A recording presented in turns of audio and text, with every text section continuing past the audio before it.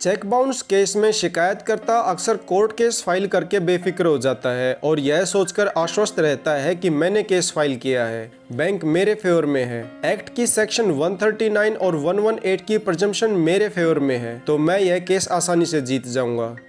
यहीं पर शिकायतकर्ता गलती कर बैठता है, या तो उसे पता नहीं होता या फिर उसे वकील साहब द्वारा बताया नहीं जाता। सेक्शन 138 चेक बाउंस का केस क्रिमिनल केस जरूर है, लेकिन यह टेक्निकल केस भी है। जितना आसान यह नज़र आता है उतना आसान है नहीं। दोस्तों, मेरी यह वीडियो शिकायतकर्ता और आरोपी दोनों के लिए है, जिससे शिकायतकर्ता यह जान सके कि उसे अपना केस कोर्ट के समक्ष मजबूती के साथ कैसे रखना है और कौन कौन सी गलतियां नहीं करनी है। दूसरी ओर आरोपी भी यह जान ले कि उसे शिकायतकर्ता की कौन सी कमजोरियों का बारीकी से फायदा उठाना है और केस जीतकर आरोप मुक्त होना है। नमस्कार, मैं एडवोकेट नरेंद्र आपका स्वागत करता हूं आपके अपने चैनल लीगल बोल में।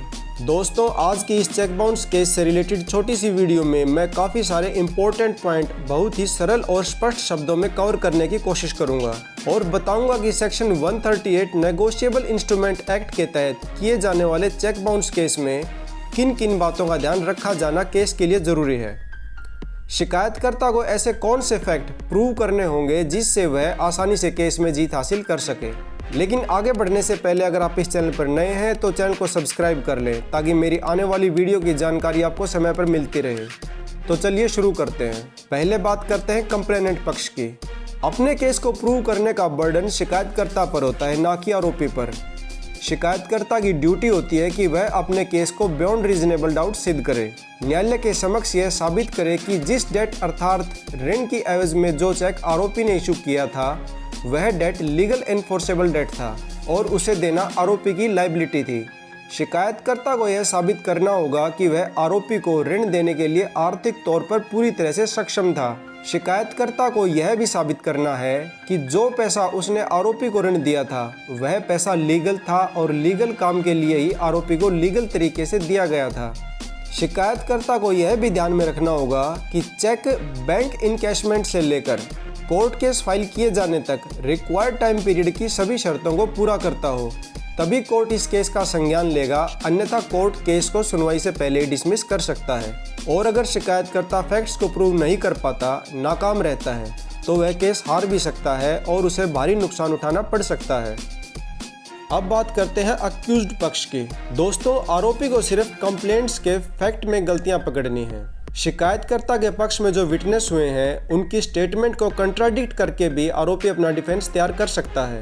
आरोपी को ऐसी रेलेवेंट संभावनाएं कोर्ट के सामने रखनी है जिससे कोर्ट को यह लगे कि शिकायतकर्ता जो फैक्ट लेकर कोर्ट के सामने आया है वे सभी फेक हैं, फैब्रिकेटेड हैं।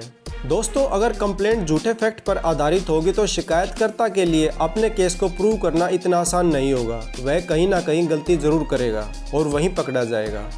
कई बार तो छोटी छोटी गलतियों के कारण शिकायतकर्ता सच्चा होते हुए भी केस हार जाता है, जिसका कारण रहता है फैक्ट्स को प्रूव करने में असमर्थ रहना। अब बात करते हैं कोर्ट केस होने से पहले आरोपी को क्या सावधानी रखनी है और कैसे अपना डिफेंस तैयार करना है। अगर आपका चेक किसी के पास है और आपको पता हो कि उस चेक का मिसयूज किया जाएगा, तो पहले आपको बैंक में जाकर पेमेंट स्टॉप करवा देनी चाहिए और चेक वापस ना लौटाने की स्थिति में पुलिस कंप्लेंट जरूर करनी चाहिए। दोस्तों, यह बात मैं फिर से दोहराता हूँ, विशेष ध्यान देकर मेरी बात को सुनिए और समझिए। अगर आपका चेक नाजायज रूप से किसी के कब्जे में है और वो आपको चेक इनकैश करवाने की धमकी देता है तो FIR दर्ज करवाइए, और FIR दर्ज ना की जाए तो कोर्ट में उस व्यक्ति के अगेंस्ट एक क्रिमिनल कंप्लेंट फाइल कीजिए। चेक बाउंस का केस होने पर यह आपका सबसे बड़ा हथियार साबित होगा। अब आगे शिकायतकर्ता चेक डिसऑनर होने पर अगर आपको लीगल नोटिस भेजता है तो आपको उसका जवाब जरूर देना है, लेकिन सोच समझकर वकील से सलाह मशवरा करके देना है। दोस्तों, अगर आपको मेरी ये वीडियो इन्फॉर्मेटिव लगी हो तो वीडियो को लाइक करें, शेयर करें, और अगर चेक बाउंस केस से रिलेटेड कोई भी जानकारी लेना चाहते हैं तो कमेंट बॉक्स में आकर पूछ सकते हैं। समय मिलते ही आपको रिप्लाई ज़रूर किया जाएगा। तो आज के वीडियो में इतना ही, मिलते हैं नेक्स्ट वीडियो में नई जानकारी के साथ।